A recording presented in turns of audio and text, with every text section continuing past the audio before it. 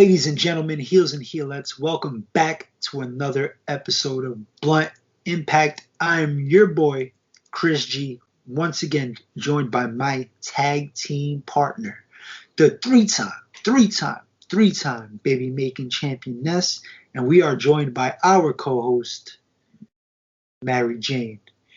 We form the Pot Heels, and we are here every week to bring you the recap or the review of the latest episode of Impact Wrestling. This week, we are covering the episode that occurred on March 2nd, 2021. We're already in March. We're already 9 weeks deep into 2021. The forbidden door is revolving. It's just like a revolving door now. A lot of things going on in Impact.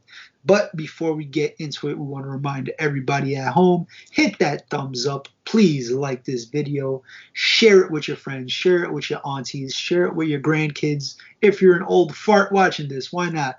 If you're single and lonely, share it with your cats. Fuck it. Share it with somebody.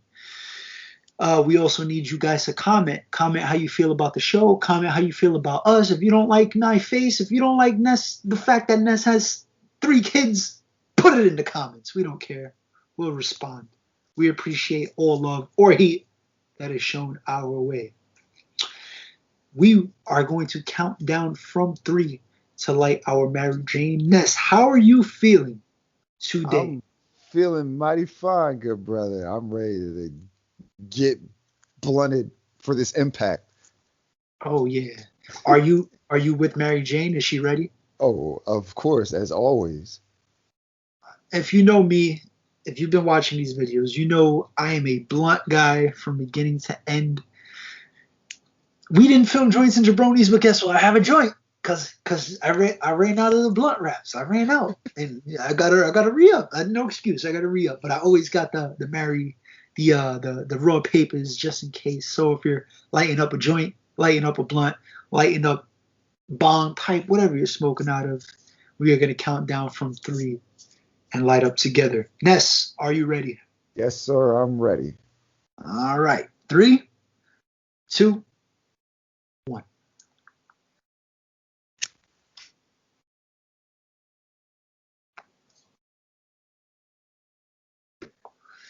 All right. As usual, we start off with the recap of last week's episode, followed by Matt Striker and D'Lo Brown on commentary. The beginning opening match. It is the triple threat match that will determine the number 1 contender to the X Division Championship. It will be Chris Bay versus Ace Austin with Madman Fulton versus Black Taurus. Very fun match. You know what to expect from each man except Taurus. But Taurus was good. He was explosive. He was strong. He was showcasing that he has both deceptive speed and strength. He is a strong looking man. He's not. We can't call him brolic. We can't call him a bodybuilder, but he is top heavy. He does have some power on him. We had some cool spots in the match. Taurus had a standing suplex on Chris Bay, and while he has him vertically up in the air, Ace Austin comes and drop kicks him. Just a couple cool moving parts in this match.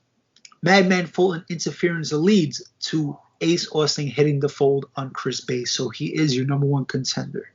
We also see them later on in Swingers Palace, the return of Swingers Palace. We have TJP and Alicia Edwards chilling with Johnny Bravo, and they're talking about the match. Ace Austin enters, and TJP is betting Johnny Bravo on basically what Ace Austin is going to say or do next, and he cleans out Johnny Bravo. He takes him for all his money because Ace Austin is predictable. TJP cleans out the house. Chris Bay is fed up with Ace Austin and Madman Fulton's tactics, so we could count on him getting involved in this feud somehow or some way in the future. Ace Austin tries to hit on Alicia Edwards because he did try to bang her a few times a few years ago, but to no avail. Swingers had enough. He said, nobody's going to fight in my palace. This match won't come on until we get the odds first, daddy. So, Swinger, of course, running the books like usual, running the palace. Good shit. fun match, funny segment afterwards to follow up. How'd you feel about this?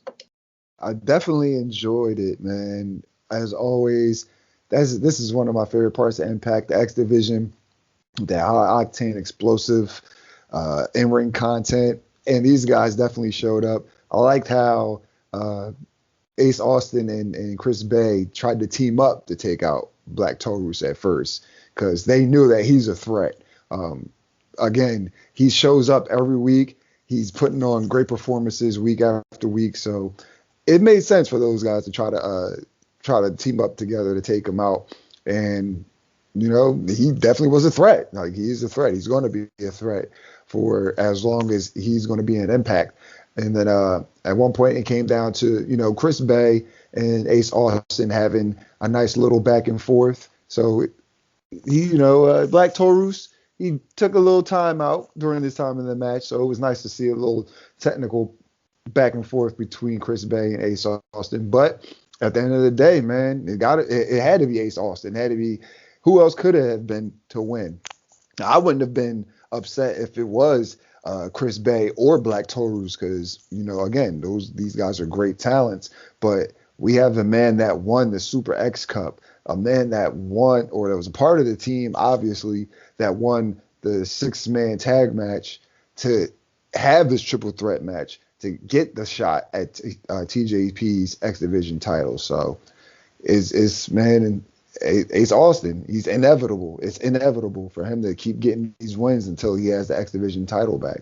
And then everything in Springer's Palace, as always, fucking gold. TJP betting on, again, a predictable Ace Austin, which is hilarious. And then Swinger thinking that he's FanDuel and shit. You know, sports betting on, let's get the odds on this, daddy. That guy's such a creeper, but it's hilarious. It's all good shit. It's such good shit.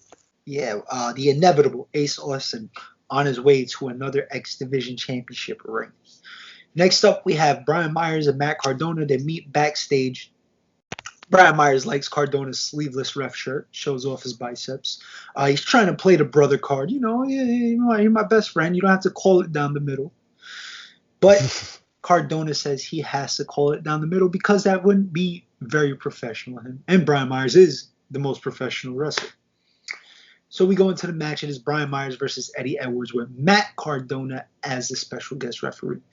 Solid match. Nothing too crazy, but they had a nice pace. They hit each other hard, hit a couple big moves on each other. Brian Myers, of course, trying to cheat, trying to get Matt Cardona to fast count. Cardona's just calling it fair. Might I say, he is the stiffest ref I've ever seen in my life. Yeah, he's slow as shit. He counts 3 count like fucking RoboCop. Like, that was crazy, man. He needs some WD-40 on those biceps that he got shining out there, right? But we have a nice dive by Eddie Edwards at one point. Brian Myers is on the outside. Does a nice little front flip over Matt Cardona to the outside while Matt was checking on Brian Myers.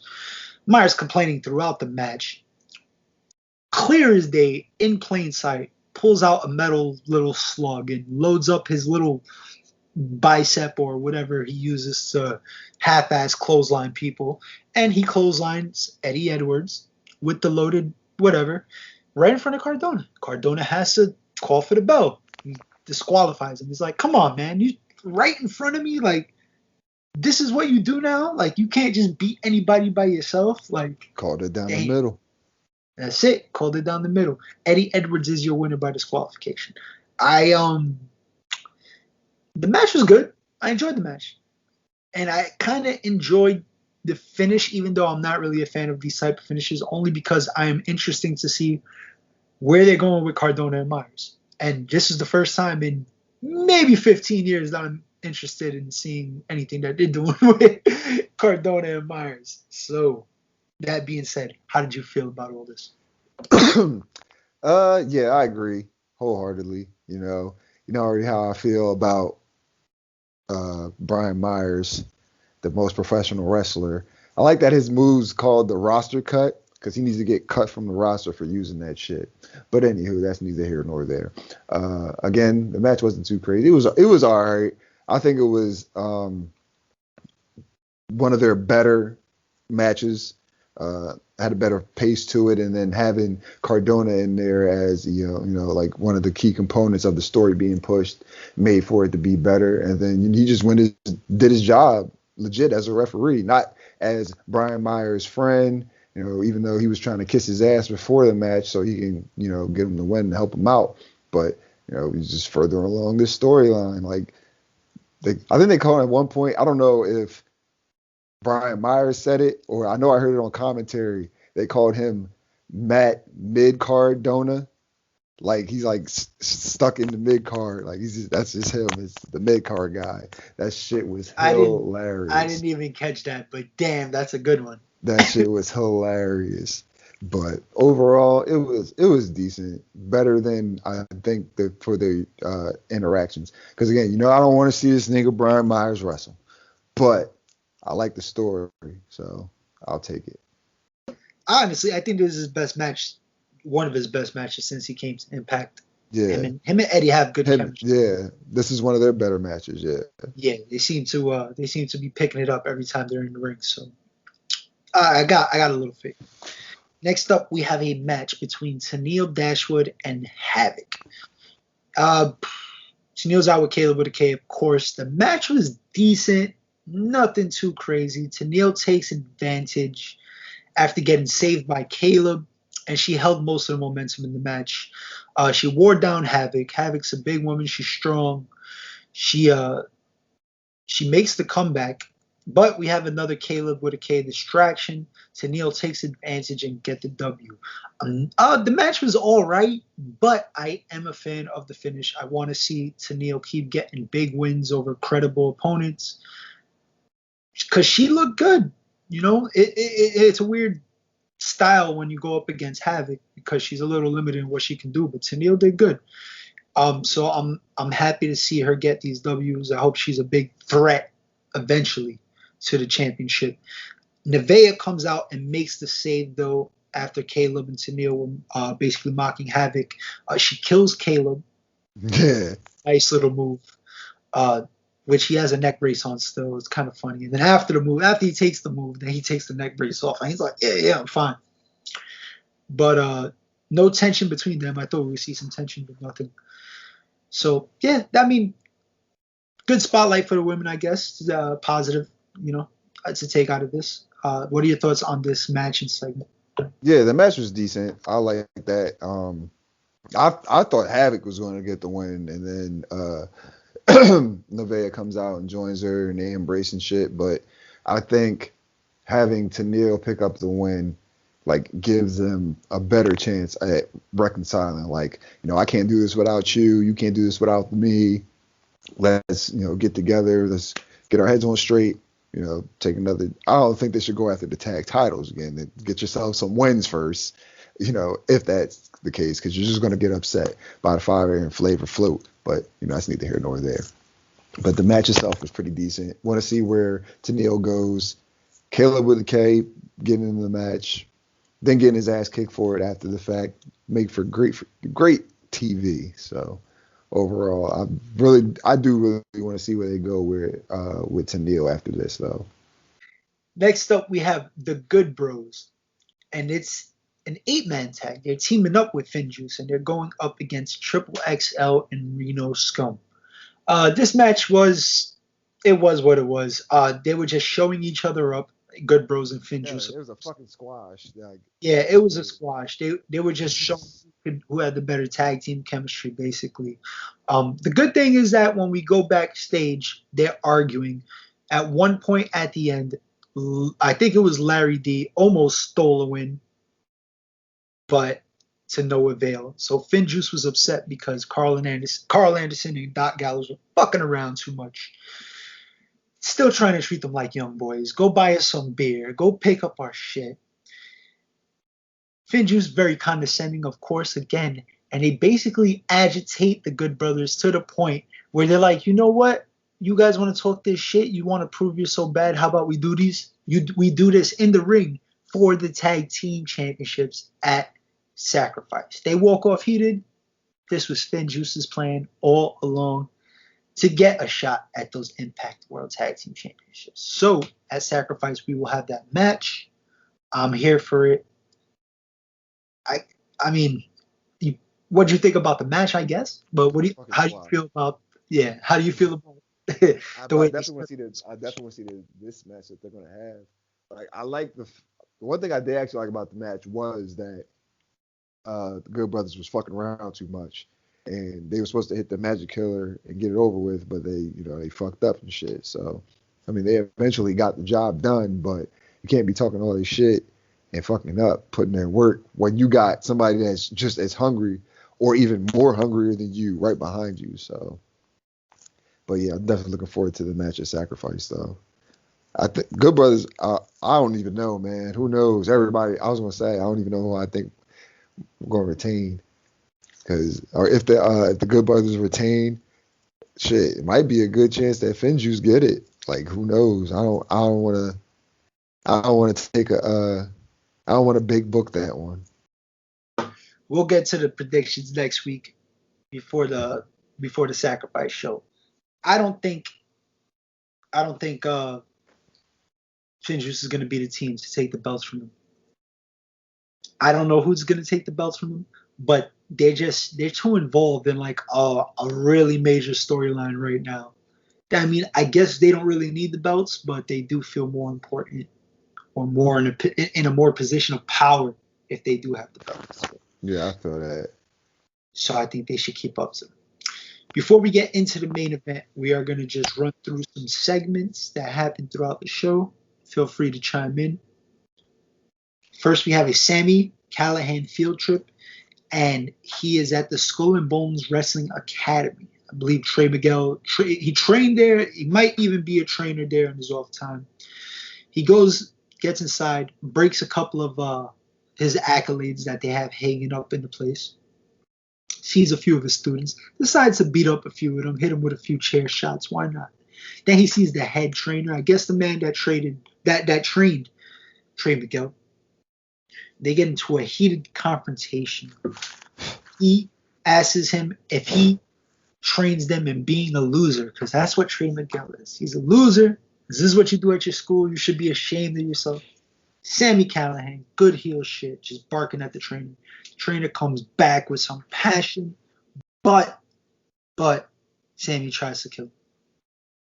But right before he does, he's saved by a student, and instead of fighting the student or even attacking the student, he says he just wants to have a conversation, hear him out, let him explain why he did the things that he did. Let him save him from this place. And the student agrees. So I don't know who this guy is. He said his name, but I didn't catch it. He looks like it might be Sami's new protege. So we'll see what happens.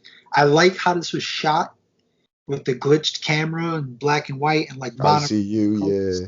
Yeah, the ICU popping up. Uh, I like how it felt personal going to a real place, an actual location. That means a lot to Trey Miguel. Just good shit. Finally, something with Sami that I'm like, damn, this is good. This is what the Sami I'm here for. So, how'd you feel about this? I mean, I liked it overall. I gotta apologize to our loyal viewers because I kept pushing the narrative that Sammy was going to try to turn uh, Trey Miguel into his like puppet and use him like how he was using Ken Shamrock, but that's clearly not what's happening here. So yeah, but I'm all for the storyline. One thing that I have been meaning to say since this nigga Trey Miguel came back, his gear is he got straps on him, like he got the full but he never wears them shits. Like why do you even have them on there? You might as well just have regular trunks. I've been meaning to say that for the longest. That shit annoys me. It would have made more sense if he was still a rascal. But it is what it is. We have the flashback moment of the week. It is from Sacrifice 2011. It is Sting versus RVD for the World Heavyweight Championship. Ken Anderson is on commentary with Taz and Mike Tenay. This should show like the last 4 minutes, but we have a botched Scorpion Death drop that they redo. I encourage everybody to try to find that. You might even see it on the next episode of Joints and Jabronis. Who knows? Violent by design. I have a nice little vignette. And as Ness was alluding to last week, that he just couldn't wait for it. Cody has to pay. He He had has to to pay. pay. He had to He had to pay. pay. He has to be reprimanded. He failed. So Eric Young lets Joe Doran do his business. He put him in a room and Doran beats that ass. He tells Cody, I'm doing this for you. It's nothing personal. It's because he loves him. Very creepy. I like the visual of just Eric Young smirking creepily while you hear the screams of Cody Dean while Joe Doran is just beating the shit out of him. Just beautifully shot. The production team has been stepping it up a notch in 2021. I'm glad to see it. This is some really good shit. I like this. I know you liked it. You know, I fucking loved it. It was beautiful. It's a compelling story. And again, where Diener fucked up at, he brought this on himself. Literally, he spoke this into existence. Said, if I do not succeed in a victory, I will suffer the consequences. I'll be ready for my punishment. And that's literally the first thing that Eric Young says. Like, you brought this on yourself. You said this was going to happen. And he thought about losing, and he lost. He said, y'all can kick my ass, and that's exactly what the fuck they did. Joe Doran beat the shit out of this nigga like he owed him money. Well, storyline wise, he's in her fucking room. But yeah, Joe Doran's fucking this nigga up. Then they just lock him in there. It's like they stuffed him in a locker.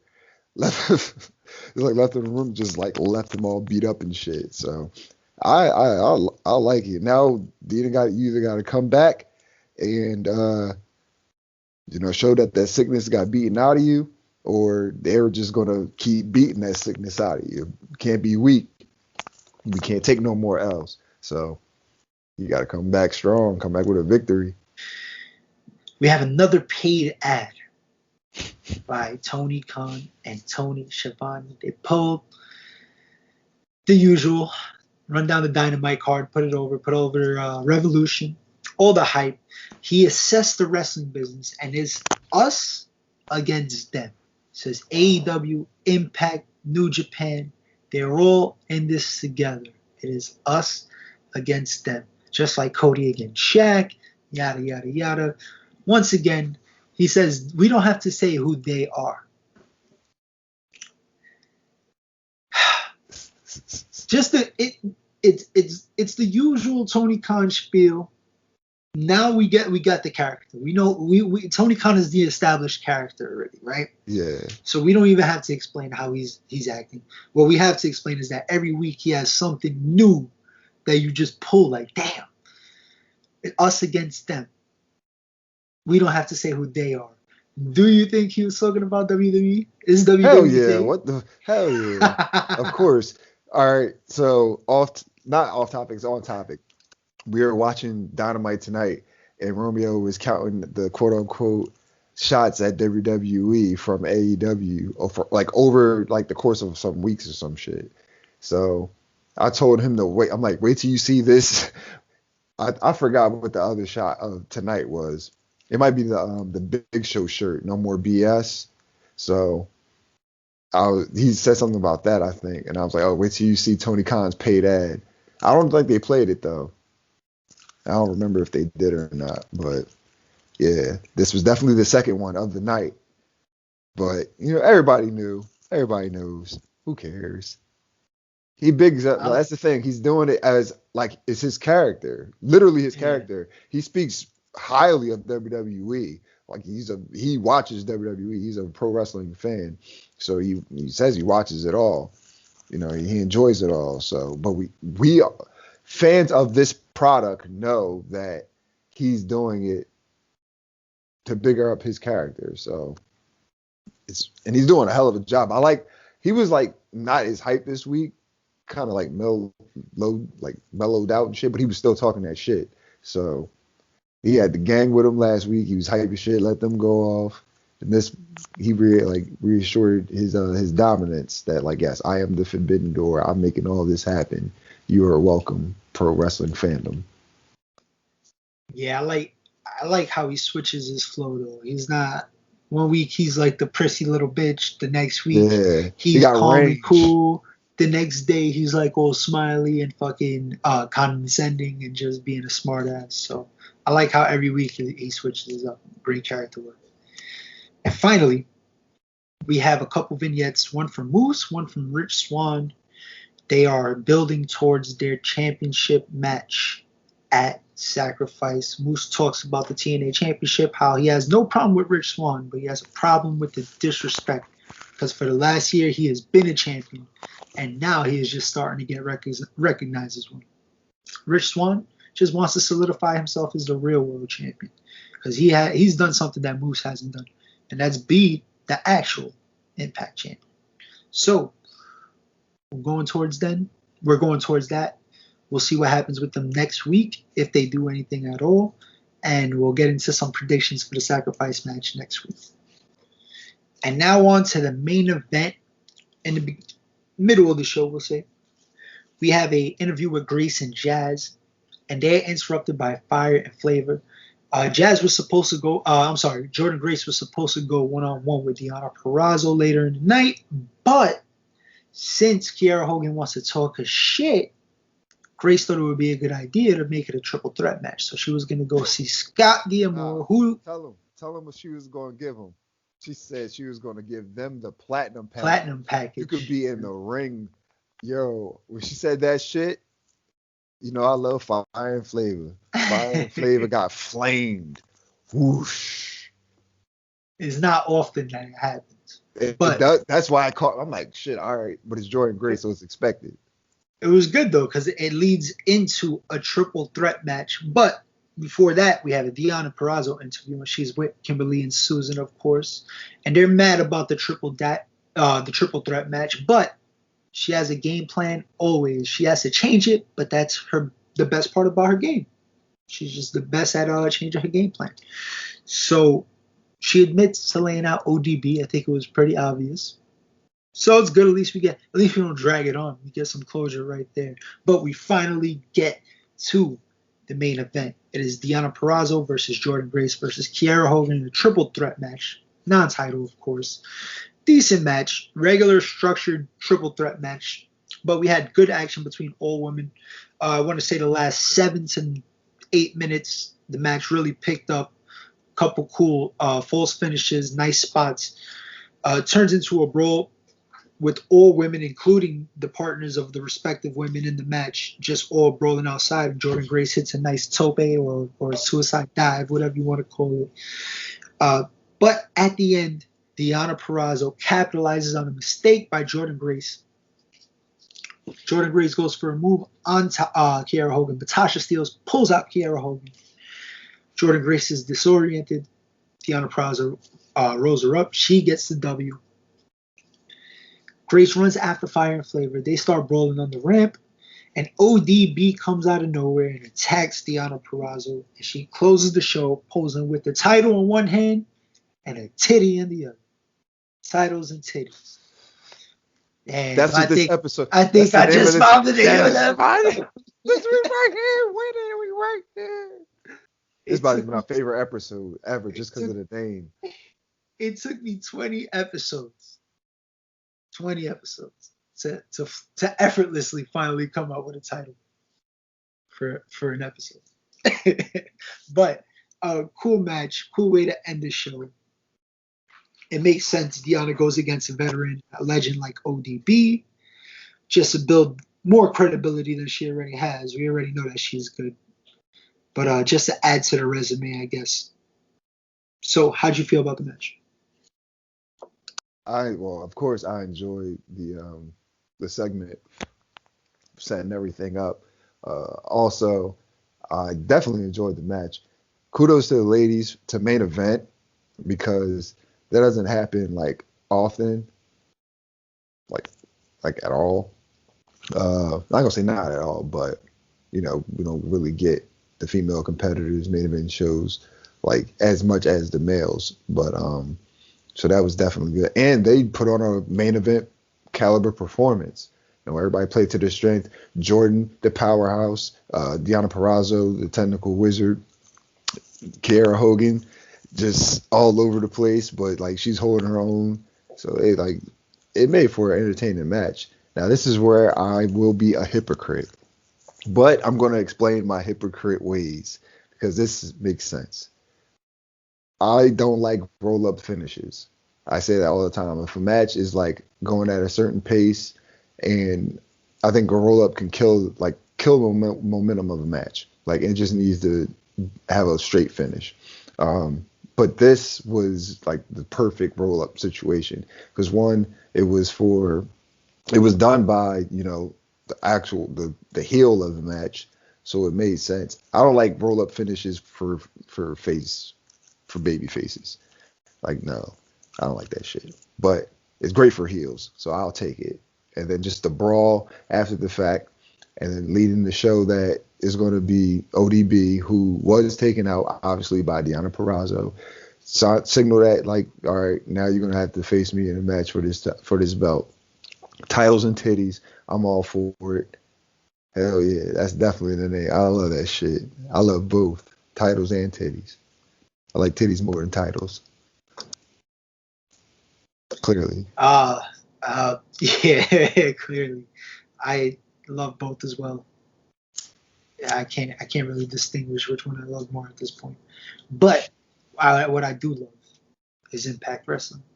Every week, it's always a pleasure to watch, and it's a pleasure to watch with you guys sitting at home alone. So don't forget to hit that thumbs up.